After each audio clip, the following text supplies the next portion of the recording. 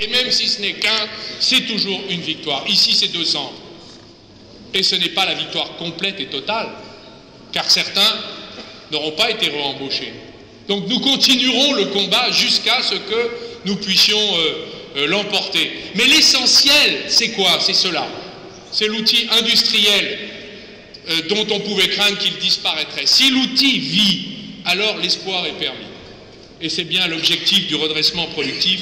Merci à tous et à chacun. Je voudrais dire à nos amis thaïlandais que le gouvernement a pris un certain nombre de décisions de nature à augmenter l'attractivité de notre pays.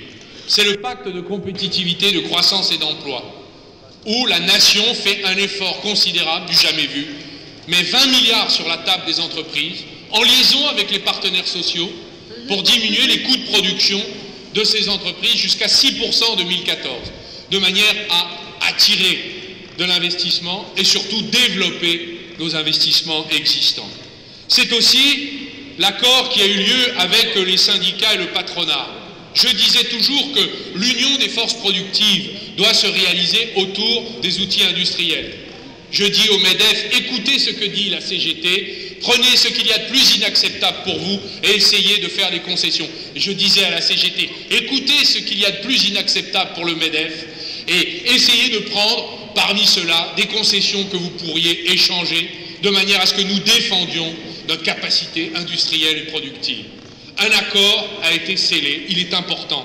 Il permet des avancées importantes, concrètes, des améliorations pour les droits des travailleurs, des entrées dans les conseils d'administration pour les syndicats, et aussi une protection contre des accords de flexibilité qui étaient sauvages et qui maintenant seront strictement encadrés, mais qui permettra de toujours rechercher autre chose que la fermeture, autre chose que le licenciement, autre chose que le plan de départ volontaire, le maintien des outils industriels et le refus de la fatalité de la fermeture et des plans de licenciement. C'est une recherche collective, elle n'est jamais parfaite, mais c'est une avancée importante qui permettra au dialogue social d'être un des atouts supplémentaires de notre pays. Merci donc à chacun de tous ceux qui ont cru dans la réindustrialisation de l'usine Emreal, et merci aussi aux élus qui ont fait un acte assez original, puisqu'ils ont, par les finances publiques, décidé de départementaliser pendant 1 heure, en achetant l'ensemble de cet outil de travail. Vous allez me dire, qu'est-ce qu'un département peut faire de tout cela?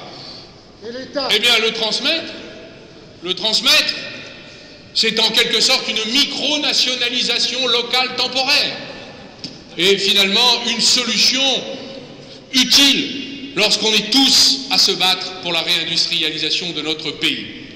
Merci au courage des élus, à leur créativité, leur imagination. Merci à tous.